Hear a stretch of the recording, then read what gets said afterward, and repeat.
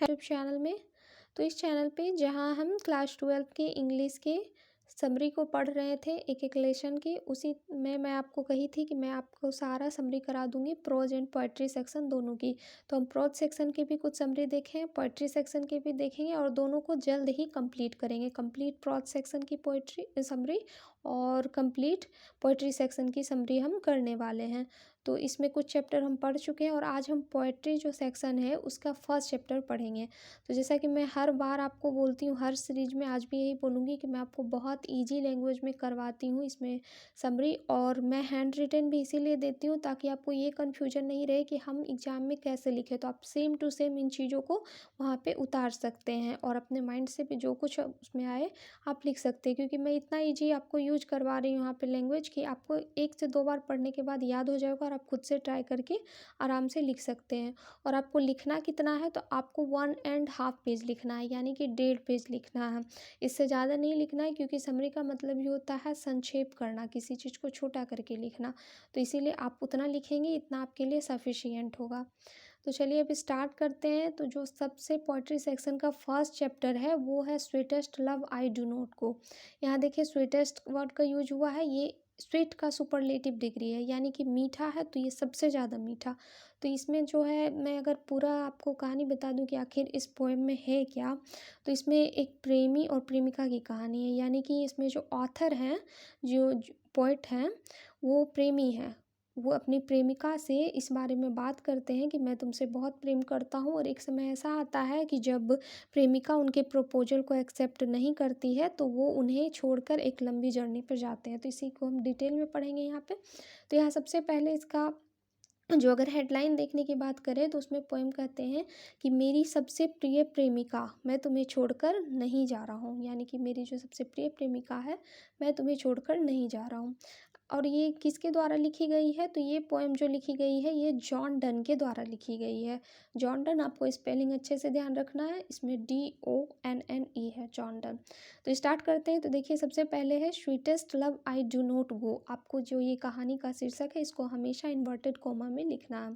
तो हम हमेशा स्टार्ट करते हैं इसी तरह से। तो sweetest love I do not go is a beautiful poem. ये कैसा पोएम है, तो ब्यूटीफुल, खूबसूरत पोएम है, क्योंकि ये एक लव स्टोरी है तो लव स्टोरी खूबसूरत ही होनी है। It has been composed bye John Donne. ये किसके द्वारा कंपोज्ड की गई है, तो ये जॉन डन के द्वारा लिखी गई है, यह कंपोज्ड की गई है। तो इसके लेखक कौन है, जॉन डन। अब यहाँ से मैं आपको बताती हूँ कि सेकंड पैराग्राफ में हम जो है लेखक के बारे में बताते हैं और थर्ड पैराग्राफ के बारे में कहानी के बारे में, या फिर जो पोएम के बारे में। तो देखिए John Donne was a great poet. John Donne जो थे वो एक महान पोएट थे, कवि थे। He is known as the founder of metaphysical poetry. अब ये मेटाफिजिकल पोइट्री क्या है ये देखने की हम कोशिश करेंगे। तो मेटाफिजिकल पोइट्री का एक मीनिंग आप समझ सकते हैं, आध्यात्मिक कविता। आध्यात्मिक कविता का मतलब है कि जो कि एकदम इंटर रिलेटेड हो, बातों से इंटर रिलेटेड हो। यानी कि इसमें ज़्यादा ग्रामर पे नहीं ध्यान दिया जाता है, ज़्यादा इसके लेखन पे नहीं ध्यान दिया जाता है, बल्कि इनके बातों पे ज़्यादा ध्यान दिया जाता है कि आखिर इसका अर्थ क्या है, कहाँ किया जाता है, जा रहा है। इसमें डीप मीनिंग जिसको आप कर सकते हैं, डीप मीनिंग, तो वही हो गया यहाँ पर मेटाफिजिकल पोइट्री। तो जो जॉन डन थे वो मेटाफिजिकल पोइट्री के फाउंडर थे, यानी कि एक तरह से नींव जो डाली है मेटाफिजिकल पोइट्री की, ये जॉन डन के द्वारा डाली गई है। He is also called the father of metaphysical poetry. चूँकि इन्होंने मेटाफिजिकल पोइट्री की नींव डाली है, इसीलिए इनको फादर कहा जाता है मेटाफिजिकल पोइट्री का। He was born in 1572। देखिए यहाँ पे आप इसका बॉर्न और डेथ का फुल डिटेल भी डाल सकते हैं, और अगर आपको याद नहीं हो तो आप सिर्फ इसमें बॉर्न डाल सकते हैं। तो इनका जो जन्म हुआ था ये हुआ था 22 जनवरी 1572 को। आप देख सकते हैं 22 जनवरी 1572 को जो है इनका जन्म हुआ, और इनकी जो मृत्यु हुई जॉन डन की वो हुई है 1631 ईस्वी में, यानी 1631 में इनकी डेथ हुई है, और इनका जो जन्म हुआ है वो 1572 में हुआ। तो कहाँ हुआ इनका जन्म, तो यूनाइटेड किंगडम यानी कि लंदन में इनका जन्म हुआ था। तो ये चीज़ आपको ध्यान में रखना। He is famous for his songs and sonnets. देखिए इसमें एक चीज़ आप हमेशा ध्यान रखेंगे, आपके ऑब्जेक्टिव क्वेश्चन में भी आएगा। कि ये जो sweetest love I do not go है क्या है, पोएट्री है, सॉन्ग्स है, क्या है, तो इसमें सॉनेट्स है। तो आपको इसमें सबसे पहला ऑप्शन चूज करना है सॉनेट्स। ये जो है sweetest love I do not go, ये एक सॉनेट है। सॉनेट का मतलब क्या होता है, तो सॉनेट का मतलब होता है कि 14 पंक्ति की जो पोएम हो, यानी कि 14 लाइन की जो पोएम हो, उसी को हम सॉनेट्स कहते हैं। आगे हम कमला दास के बारे में पढ़ेंगे तो उसमें भी कुछ स्पेशल पोएट्री का जिक्र उसमें किया गया है, तो मैं उसमें वो आपको बताऊंगी।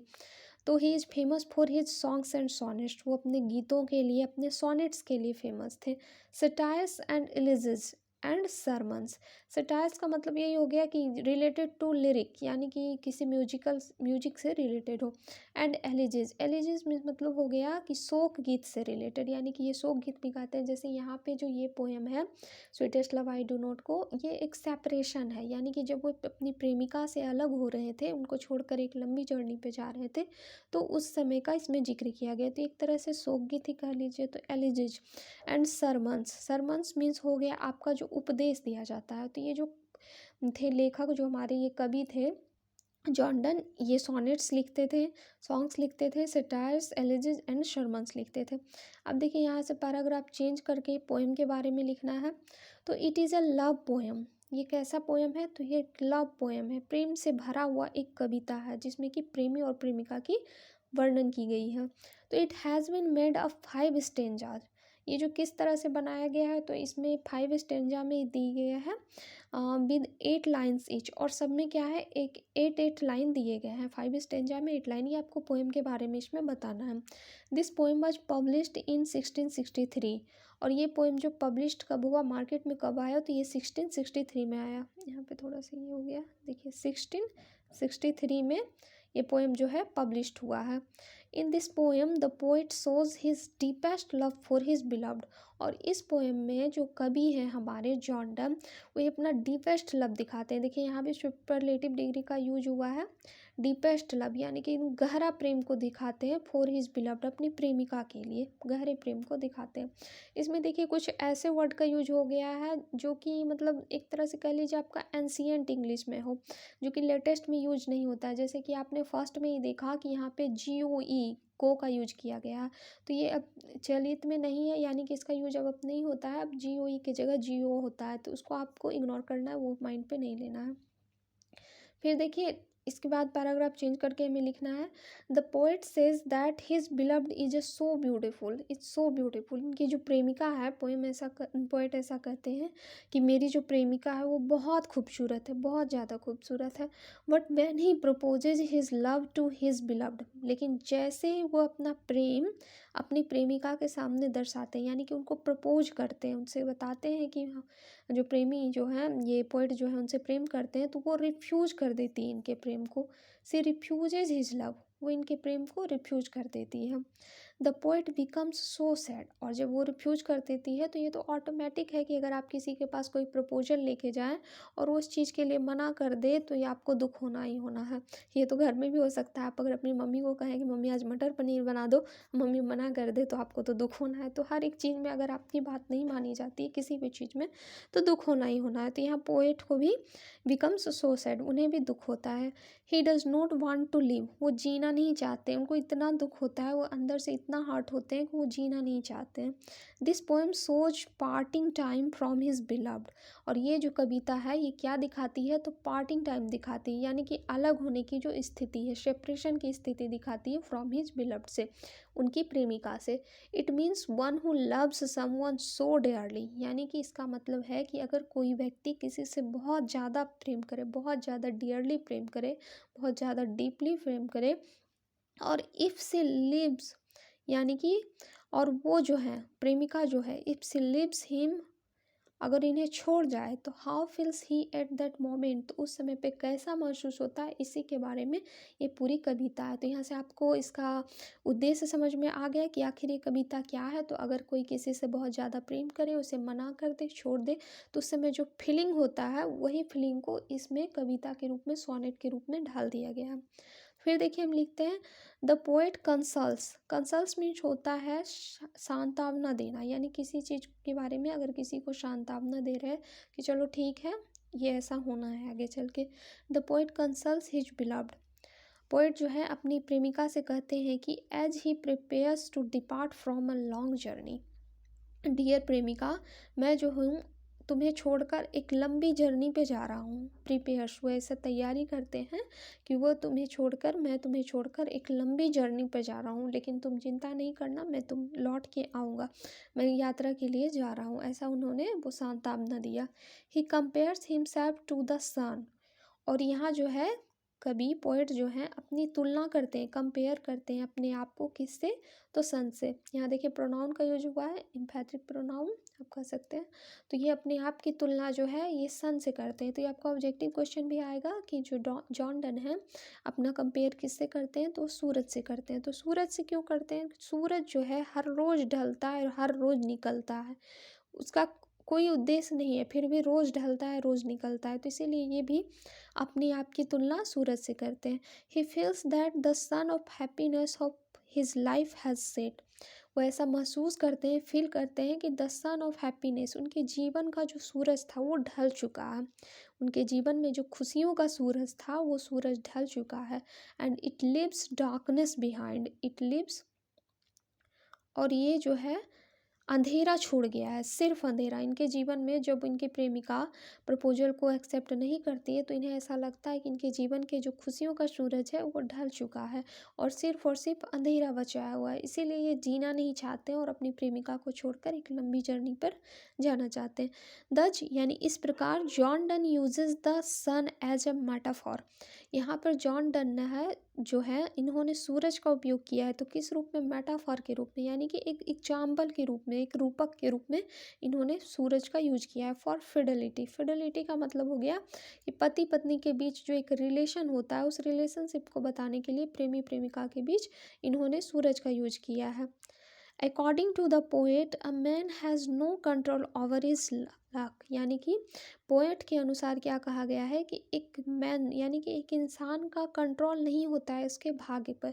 कहा जाता है ना, आप कितने भी कुछ भी कर ले लेकिन कहीं ना कहीं भाग्य आपका साथ देता है, और अगर आपका भाग्य साथ नहीं दे तो आपका बनता काम भी बिगड़ जाएगा। तो इसी तरह से पोएट ने भी कहा है कि एक इंसान जो है वो कभी भी अपने लक को, अपने भाग्य को अपने कंट्रोल में नहीं रख सकता है। लव इज इमॉर्टल, प्रेम जो है वो अमरणशील है, यानी कि प्रेम कभी मरता नहीं है, वो हमेशा जीवित रहता है।